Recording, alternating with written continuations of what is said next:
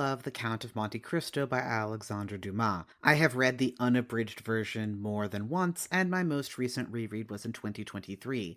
At that time, I wrote a couple of brief essays, which I posted on Tumblr, one of which was about a canonically queer character, and the other discussed a character who is often left out of the various adaptations.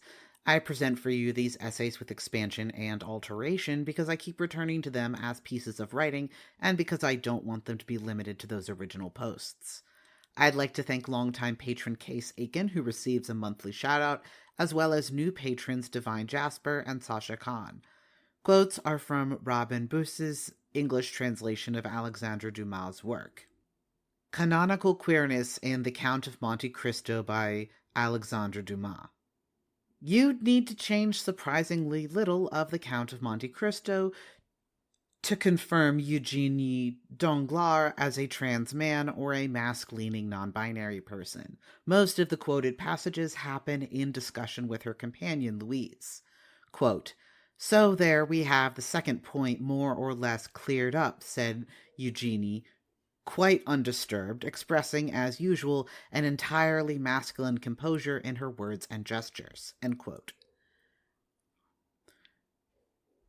Eugenie declares that she will not go along with the second attempt at an arranged marriage. The narration seems to hint that there's something humorous about characterizing her as a daughter. Quote, "I can see you are surprised because since this whole business started, I have not shown the slightest objection, being sure that when the moment came, I would always frankly and absolutely express my opposition to people who do not consult me and things which I do not like.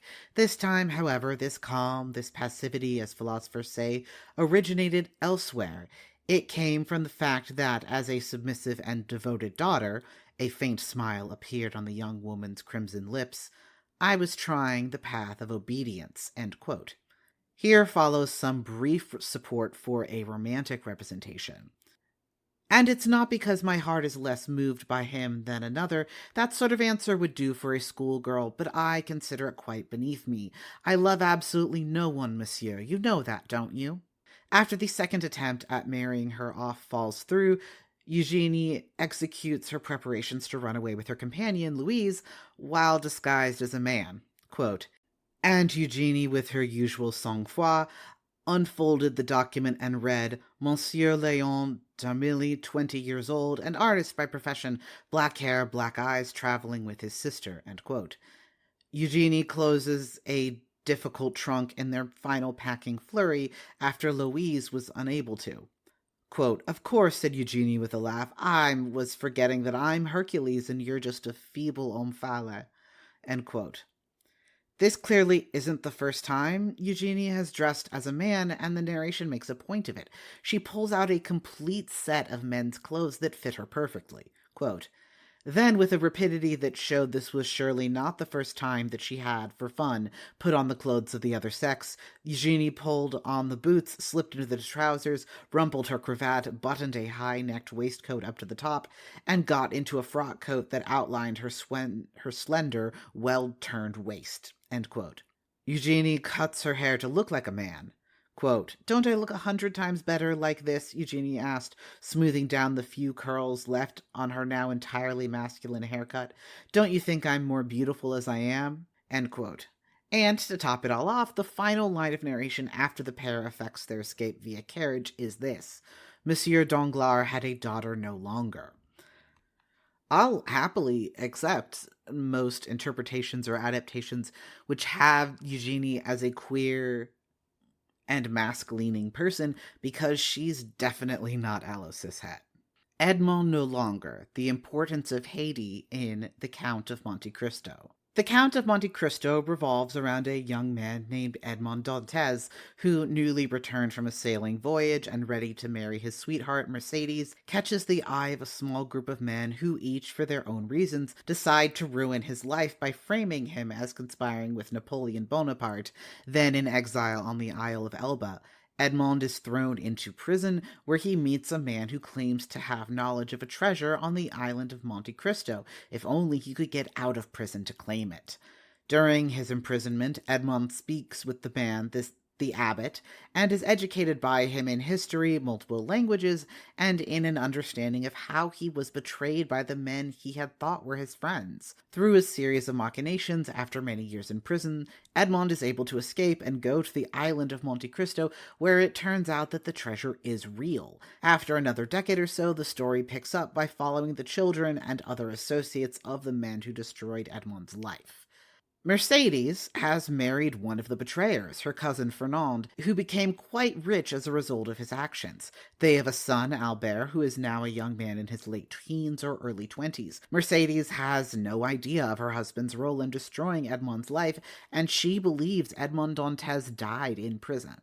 When the Count of Monte Cristo reappears in French society, he is obscenely wealthy, able to buy properties and matched horses at his slightest whim, and it's a slave girl, Haydée, who only speaks Greek, or at the very least does not understand French. She is treated as a ward rather than a slave, albeit one whose freedom he literally purchased from her former masters. In adaptations of The Count of Monte Cristo, the character of Haydée is frequently removed. The unabridged story is very long, and it does make sense to streamline some things, but I think that versions which remove Haydée, especially if they include a second romance or substantial reunion with Mercedes, lose some of the point of the story. Part of why I care about this story is because it makes clear that the process of revenge, however well-deserved, cannot reclaim the person who existed before the harm or betrayal, and that's okay. It leaves room for someone to be utterly changed by something, and take steps to stop the perpetrators from doing anything again, but also to move forward as someone who has had this devastating experience. In the original, dastardly deeds and betrayal by Fernand, now Monsieur de Morcerf, are brought to light with Haydée as a witness. His wife, Mercedes, and son, Albert, flee France, and he kills himself after they depart. Even though Mercedes is now theoretically free to pursue a relationship with the Count of Monte Cristo, formerly Edmond Dantes, and he knows of her change in circumstance and could try to follow her, instead, he looks upon Haydée, his ward, now a young woman, and realizes there might be a second Mercedes and he might be happy with Haydée instead. She's already half in love with him, and he hadn't noticed before because he was too caught up in the idea of having lost Mercedes. Haydée is an adult by 19th century standards by the end of the book and might even be an adult by modern ones at that point. Part of the point is that through the act of single-mindedly fixing himself upon revenge against those who threw him in prison for the crime of holding a letter and for daring to love a woman who was coveted by her cousin, Edmond Dantes died in the Chateau d'If prison, and the Count of Monte Cristo rose in his place like a strange vampire. Edmond, who loved Mercedes, is gone, irrevocably, and the things which could have satisfied him are likewise lost. Instead, there is only the Count, who is only pursuing the cold comfort of vindication and success, measured by the wreckage of his enemies and the unhappiness of their children. He sees her one more time after learning of a terrible death he did not intend, which nonetheless stems from his machinations. Mercedes also has been changed into someone who couldn't be happy with Edmond and makes no moves towards the Count. Haydée then is essential because whether or not they pursue a relationship beyond that of rescuer and ward, she represents the possibility of new connections, the idea that the Count can be happy even though poor Edmond cannot. A story which reunites him with Mercedes is one which pretends that the way he was broken will fit the lesser but still present ways she was altered, with more than 20 years and completely disparate lives in the gap between them. It's not a bad story, but it's not the one the original book was telling. To be the Count is to be someone who is no longer trying to reclaim the past but to avenge it. Eventually, he becomes someone who is ready to move forward, and letting go of Mercedes while looking forward to the possibility of a different relationship with Haydée is part of that.